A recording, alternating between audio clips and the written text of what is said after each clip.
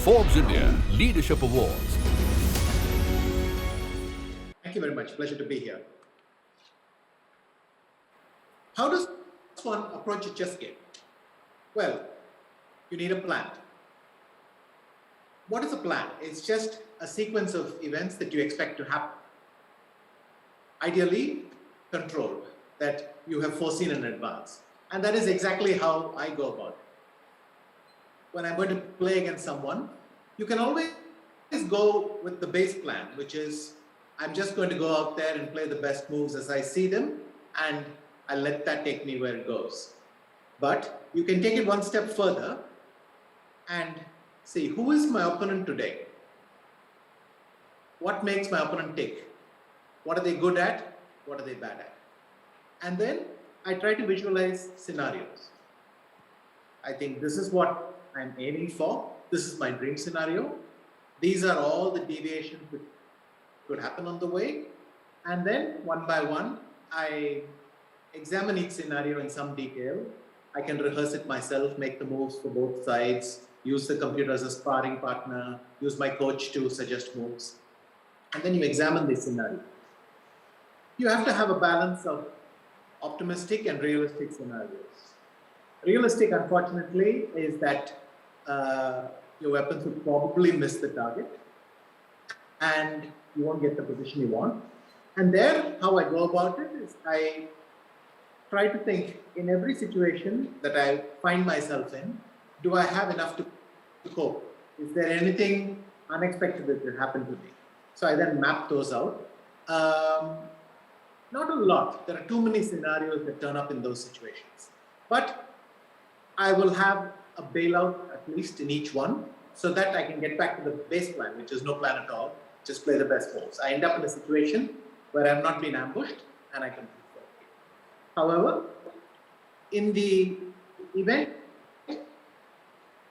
that, right, you don't want to miss after that. Having got your opponent exactly where you want him, you want to make sure that you get in the point. So then the most stake scenario, the big payoff, I look in some depth to make sure nothing can go wrong, and in every scenario I'm putting maximum pressure. Every move that he can react with, I'm putting the maximum pressure and trying to get the point. Amongst the things you do to get ready is to think, what are the things that can go really wrong? And most of these will be, in a sense, unknown, so you'll have to imagine them. But from your past experience, you'll know in a chess game what are the things that can go wrong. And you eliminate this fear of the unknown as well by planning a little. So that is the first stage. Then it's psychological. How do I get ready really for a game? How do I feel that I'm in game mode? Well, from my experience, I know that there are a couple of steps. When I land, I go to the airport, suddenly things are getting a little bit serious. You know that something is changing. You land, you go to the hotel. Then the next morning, you see some of your friends in the lobby. Seeing them face to face makes it a bit more real. Then the drawing of lots. Then the first game starts. And you know these sequences will happen in every tournament. And you know that each one will help you get to full concentration. But you also know that once you see your opponents and all that, your brain will start working in overdrive. And all sorts of scenarios that you hadn't mapped out before will emerge because you're very concentrated and you're fully alert. So I keep some time always after the drawing of lots to cross-check, but this only helps if I've done a lot of the prior work. So there, okay, I'm there at the tournament and I'm going to play. What's my strategy after that? So we can divide this into two things. One is what you're good at. You know certain systems very well. These are the things you can depend on, your core strengths. And you know that you execute them well, you've done that all your life. Broadly speaking, you can call this your routine. But your opponents are likely to have prepared for exactly that. So you cannot depend only on that. So one of the things every chess player strives to do is to develop some extra new material, something new, cutting edge that hasn't been fully mapped out anywhere.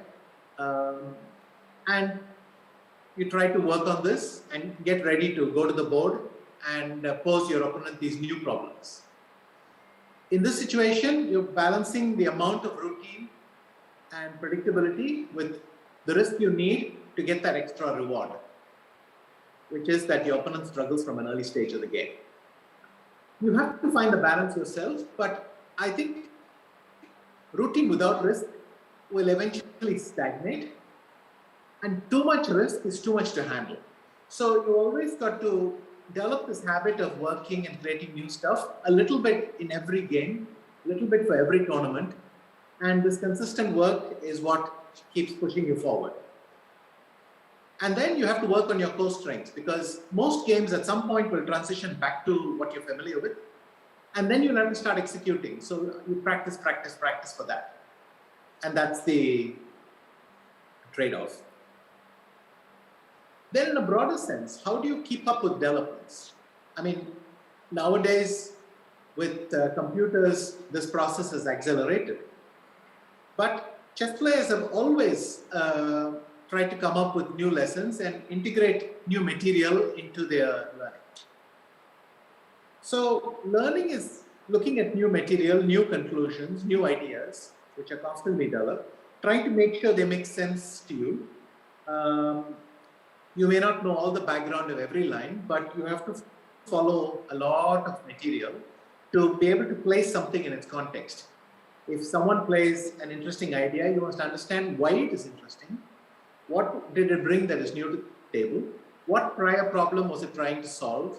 I mean, really put yourself into the head of the person who made that move and try to develop these things. But now, with computers, there's so much new stuff happening that this process has gone quite far. What I have to do is to understand why the computer is challenging my ideas. What are the new ideas that I have to map? And often this is very, very tactical. So you have to spend hour after hour looking at this idea before it finally clicks. By definition, that means a lot of wasted effort, or at least effort that doesn't seem to produce any result, before finally the penny drops. But without the effort, that penny will not drop.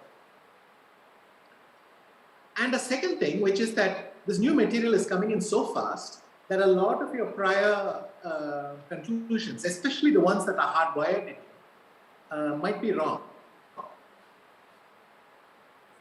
Even things that are to be good in my life, and therefore I make them almost muscle memory. You know, you just play it intuitively without even thinking about certain things.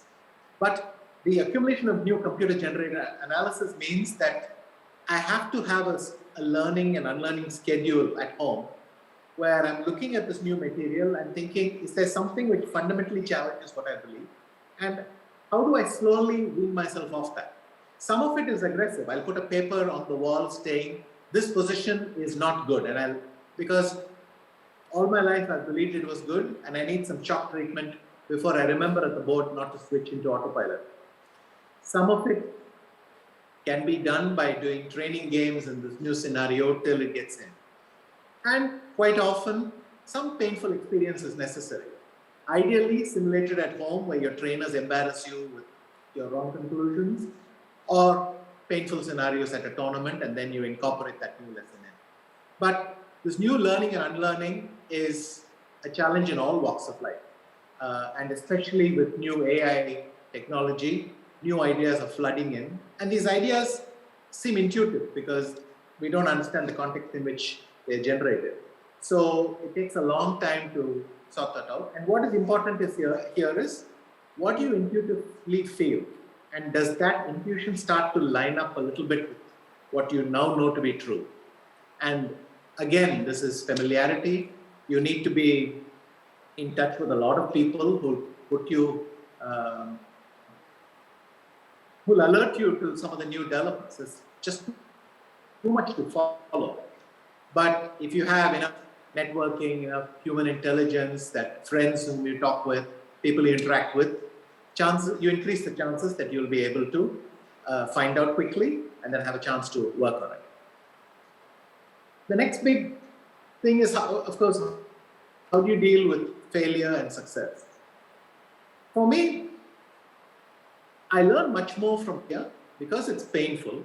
And painful lessons are the ones you never forget. What I mentioned earlier, that your intuition simply is a lifetime of certain things. To be shocked out of that, some big failure is necessary, and then you'll remember all your life. So many of the painful lessons in my life, a tournament in '91 in Spain where I lost an easily winning position in game 3, another one from my junior days, one from my world championship. These sort of painful lessons are seared into your memory, which makes it unnecessary to remind yourself further. But also, a failure is a short-term motivation to start working extremely hard. It's kind of been laid out for you what your problems are, and what's more, because you failed publicly, everybody knows what your weak spots are, and you have to fix all this in a hurry. So failure in that sense is very useful. What is success good for? For me, I found that success quite often comes to me when I least expect it, and that is the best success of all. So when I won the World Rapid Championship in 2017, or I qualified for the World Championship again in 2014, these were moments when I was just coming off a failure and then had this unexpected success, and then you feel wonderful again. You're motivated to work. And if you combine these two, the failure that's pushing you to work and indicating where you have to work, and the success, it's really an affirmation that you're on the right track. It's nothing more. It's a pat on the back telling you that your solution is at least half right. And I think if you can channel both and learn to accept both as part of a cycle, then that works very well. And finally, how do you motivate yourself? What is the level of aggression you have to bring to excel at something? I think that this has to be a personal thing. It cannot be something you borrow from other people. I have noticed that for me, aggression in the sense of disliking my opponent or trying to be motivated by the stage or the stakes is often a hindrance. But what is very useful is when the same aggression I can get beforehand and force myself to work on certain areas. That's really the motivation. So when I think of an unpleasant opponent and before the tournament, visualize sitting there, visualize the pleasure of beating him, and then I do some work, then that aggression flows. It helps me to do work, which is then very useful. Believe me, I can gloat with the best of them, but you first have to give yourself something to gloat about. And I find that when I channel my aggression in that way, it works best for me. So that's how I approach a tournament, and I try to set myself up for success. Thank you.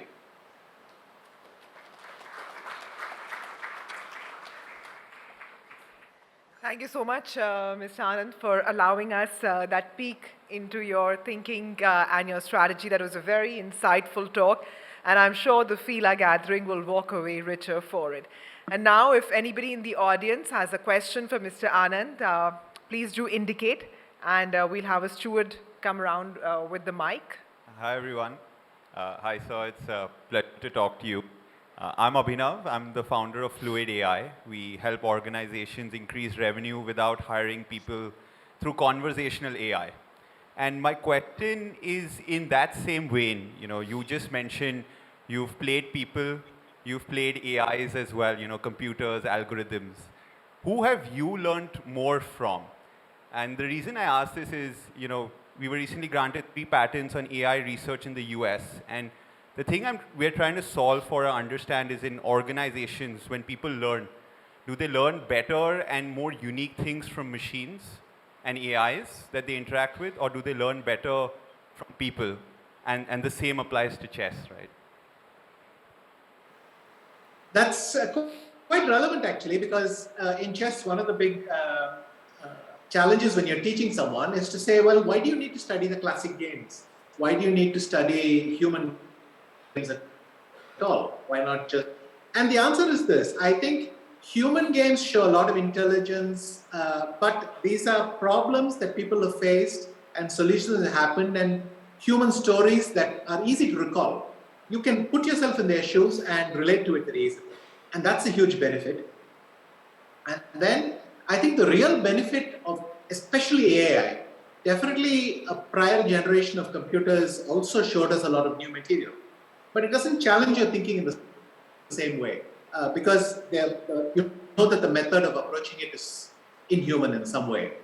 But the thing with AI, especially if it's not been trained with human bias, is that you can look at all things that we have assumed to be true, and without the obvious element that it has always been known to be true, and then a surprising amount of new stuff comes in. I mentioned things that I've assumed to be true all my life that I just kind of go on autopilot.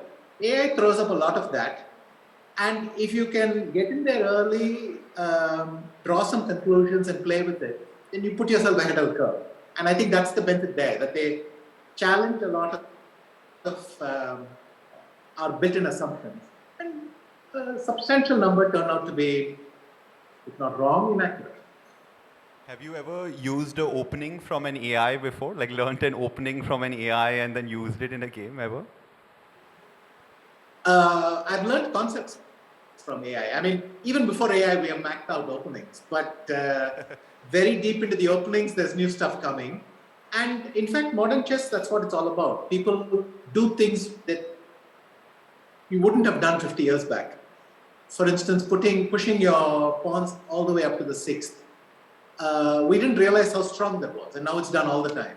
So it's a challenge keeping up even. Thank you. Thank you. Yes, sir, please. Hey Vishay, good evening. My name is Girish Mathrubootham.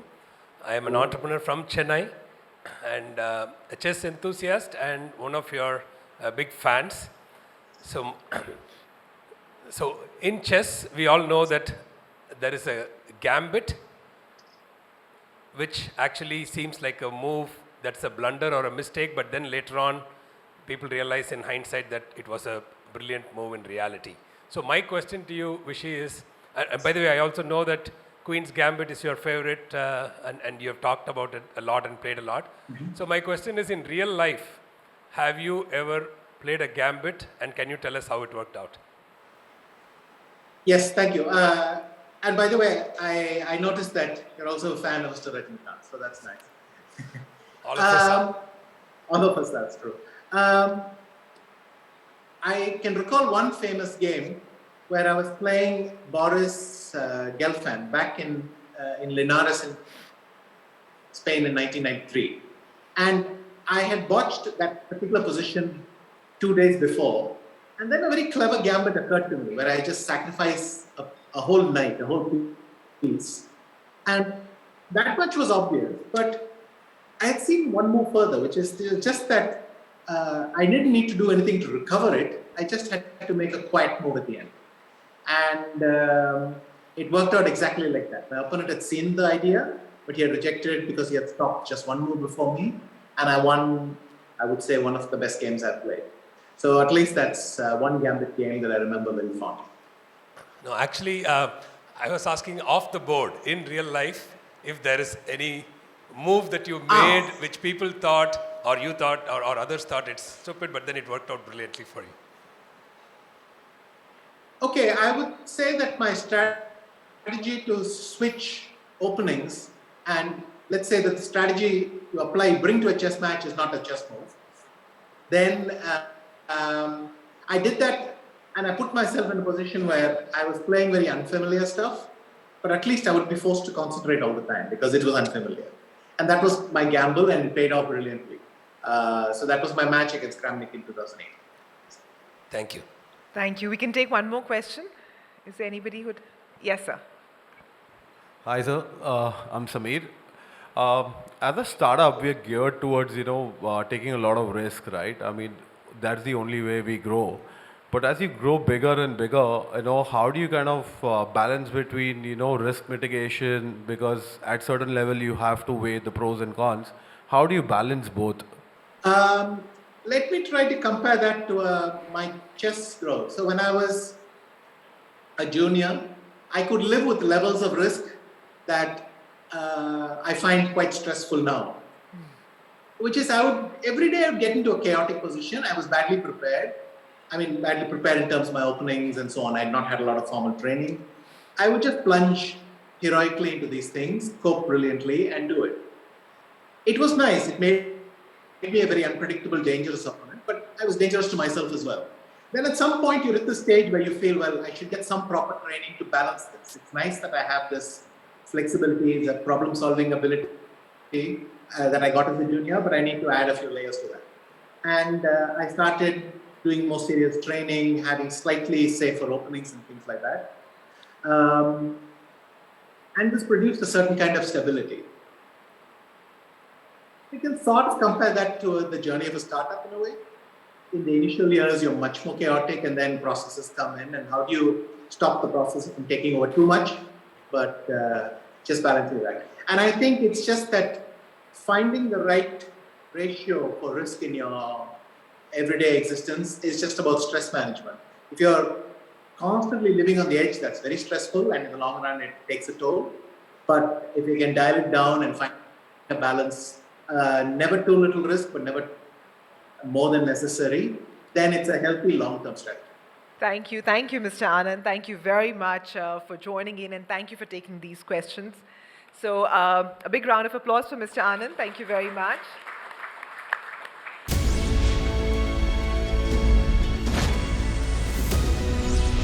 Forbes India Leadership Awards